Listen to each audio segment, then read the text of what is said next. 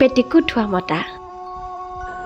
মোৰ ছোৱালীজনীৰ জন্মৰ পাছদিনা পুখুৰী পাৰত মই মোৰ মানুহজনীৰ কাপোৰ ধুই আছিলোঁ।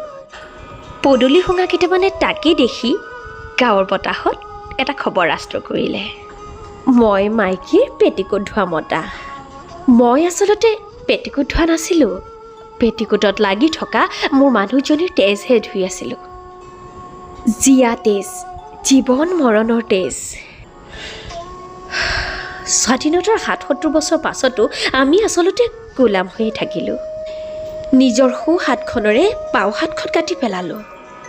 গধূলি বজাৰ সামৰাৰ পৰত দৰত বিক্ৰী কৰিলোঁ দেশৰ ভাগ্যলক্ষ্মী। এতিয়া বাটে পথে মোক দেখি ফিচিঙা ফিচিং কৰাসকলক মই সগৌৰৱে কওঁ, হয়, মই পেটিকোট ধোৱা মতা। তোমালোকৰ দৰে পেটিকোট ফলা মতা নহয়।